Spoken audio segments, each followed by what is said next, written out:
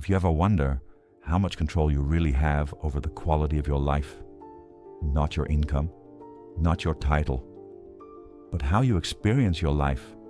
Most people think it's about the big stuff, the house, the love, the freedom, and yes, that matters.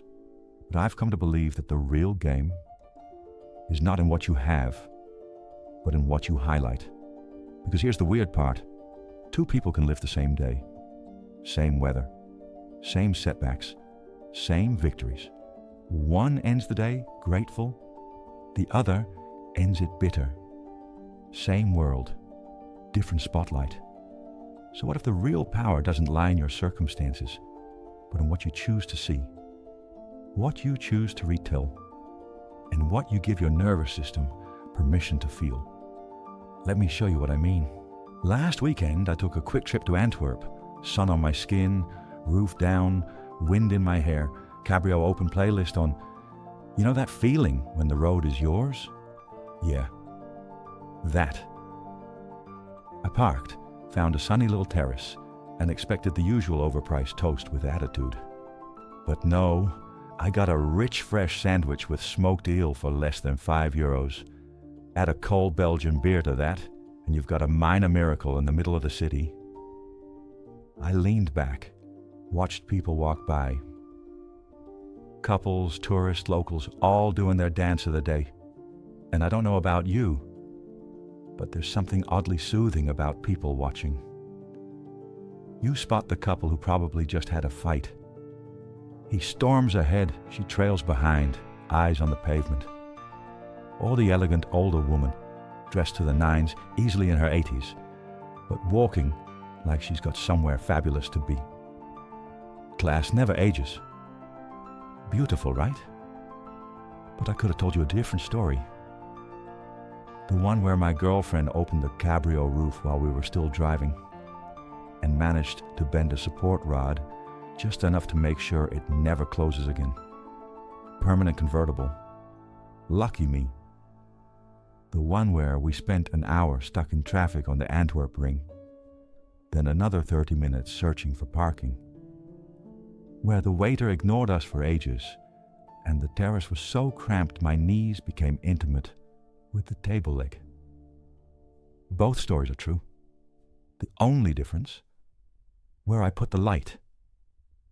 Because here's the trick. Your brain believes the story you tell it, and your nervous system responds accordingly. I'm not saying lie to yourself.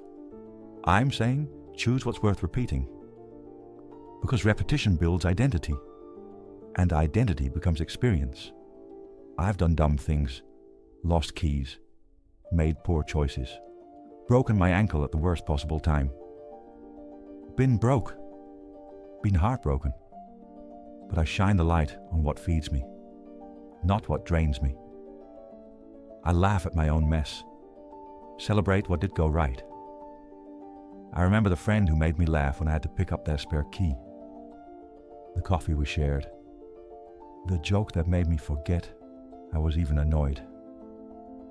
That's not denial, that's direction.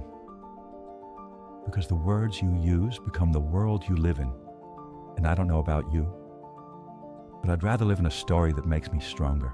So why do I care so much about this? Not just because it boosts your happiness, not just because it's good for your self-worth, but because time doesn't wait. The average human lives about 85 years. Depending on where you live, what's in your genes, and how well you dodge the croissants. Now subtract the first 10 years. You barely remember them. Then another 5, puberty, confusion, hormones, who knows what even happened. That leaves about 70 years, 70 summers, 70 winters, 70 chances to feel the full weight of a season. So let me ask you something raw and real. How many of those have actually been fantastic? Not okay. Not that 1 week in Italy. I mean full body, eyes sparkling, soul-fed fantastic. 1 summer? 2? Maybe 5 if you're lucky, and you remember to count. That week you laughed so hard you cried? I'm past 50 now. If I'm lucky, I've got 35 summers left. 35. That's not depressing. That's motivating. Because I want every one of those summers to count. Every one of those winters to feel lived. Not perfect. Not painless. But present. And that's why I tell stories the way I do. That's why I choose my words like ingredients. Because they season my experience. They shape the taste of my life. And I want every bite to matter. So, no. I won't shine my light on the traffic jam. I'll put it on the moment I laughed, on the coffee that warmed my hands, on the old woman in the stunning dress.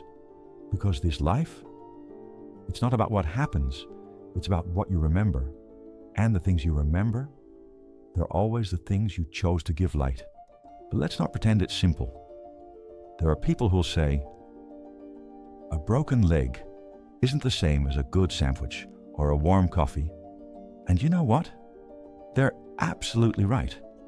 A broken leg can mean cancelled plans, lost income, real pain. It's not trivial. It's not poetic. It's reality. But I still stand by what I said. Because when something breaks, in your body, in your life, in your heart, you've still got two choices. One, let the pain take center stage. Let it define the whole story. Or two, start actively searching for the things that still bring joy, that still light you up, and let those moments be louder. No, it doesn't erase the pain, but it can eclipse it with meaning, with laughter, with presence, and sometimes even with opportunity, because maybe that broken leg gives you the rest you never gave yourself. Maybe it slows you down long enough to focus on something you've been ignoring.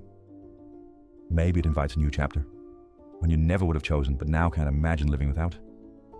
And maybe, just maybe, life wasn't punishing you.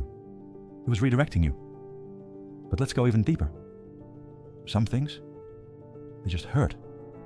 No metaphor, no silver lining, just heartbreak, injustice, loss. And even then, you still choose what light to leave on. You can ask, why does this always happen to me? Or you can ask, what else in this life is still beautiful? You can wonder why the rose had to endure the frost, or you can marvel that year after year it still blooms. The cold will come. That's life. But me, I'll keep turning my face toward the sun, because that bloom, that one perfect bloom, is why I'm here. And that's the story I choose to live in. So maybe tonight, just one time, try telling your story differently. Not to deny the pain, but to let the joy be louder.